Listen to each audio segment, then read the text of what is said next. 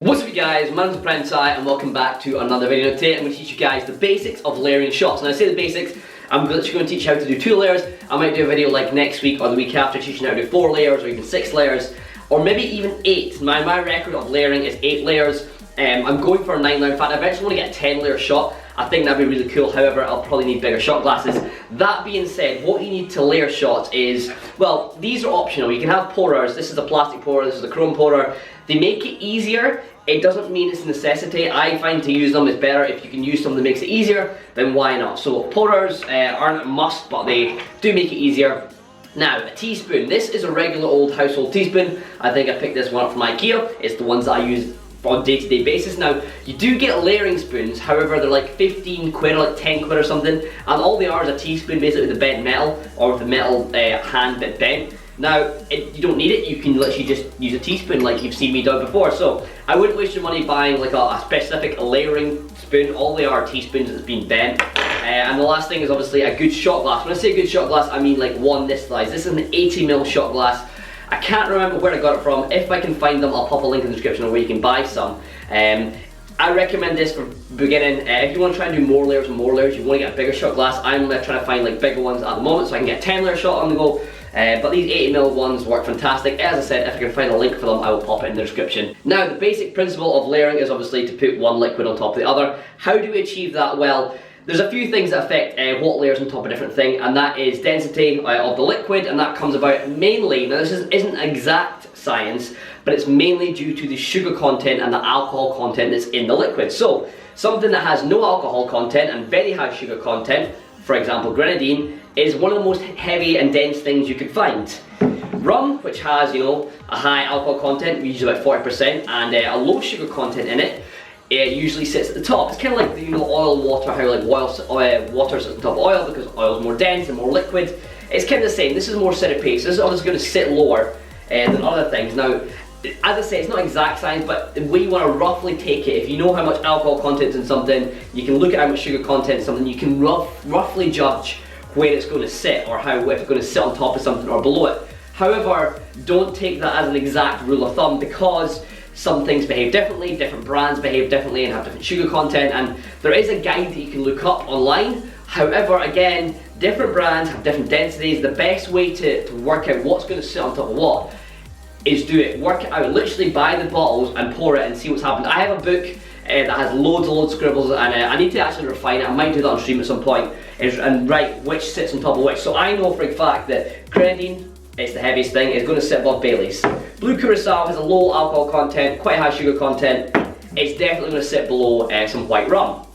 And Maduri, again, low alcohol content, quite high sugar content. It's going to sit below Zante, a pear cognac, which is a high alcohol content, round about the same sugar content. So you've got to be careful. That being said, I'm going to pour these 3 and show you how it's done. Okay, so as I said, the first thing I definitely recommend to layer is something on top of grenadine. It is the most dense, it's the hardest to fuck up as well. So once you get the technique down, practicing with, you can move on to something else. But I'm going to go with the grenadine in the bottom there. I'm not going to put too much in. I'd recommend if you sort of learn out, trying it for the first time, maybe fill half a shot of grenadine and then you have a bit more control. Now, this is the difficult bit. This is the bit where you're going to layer or put the spoon on and it's just going to touch just the edge. The point is you want to have a slow pour, a controlled pour. I'm going to pour on this spoon nice and slowly, and that way it'll just filter itself on top of the liquid. So, nice and slow to start with. This is the way I'd recommend doing it. Just drip it out if you need to. If you feel a bit more confident, then let go of the pour. And you want to bring the spoon up with you, so the layer sits just on top like that. And there we go, that is you layered your first thing. As I say, I'd practice with grenadine and something else first. You can't muck up what you practice with. I'm using Bailey's just because it's the first bottle I picked to. You could pick something else if you wanted to, but pretty much everything sits on top of grenadine. Okay, so next up we're going to use some blue curacao and some white rum. We're going to layer the white rum on top of blue curacao. The blue curacao is round about the next dense thing compared to grenadine. It's a very high sugar content and a very low alcohol content, sitting at 21%. So this is the next one I recommend to practice with. And as I say, white rum sits at one of the highest density, or one of the sort of technically lowest actually, so it sits on the top of most things. So again, exact same as we did before with the Baileys and the grenadine. Pour it on the spoon nice and slow. If you need to dribble out, just dribble it out. And slowly pull the spoon up.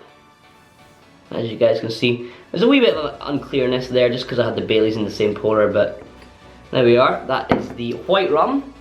sitting on top of the blue curacao. And then finally, after you've got that mastered, after you've got that down, you've got a good technique on that, I would move on to the next one. Now, I'm using melon liqueur. I'm using Maduri specifically. Now, I'm going to give you brand names just because, as I say, densities vary depending on what kind of brand you're doing. Different brands use different sugar content, use different alcohol content. So, that is Maduri melon liqueur with Zante, which is a pear cognac. You could probably pick up other pear cognacs and probably act the same. The same with the melon liqueur, wouldn't be exactly much different, but same as we've done before. On the spoon, and you're going to pour it nice and slowly with this. This is the closest in densities you'll find, so this will probably be the most difficult one.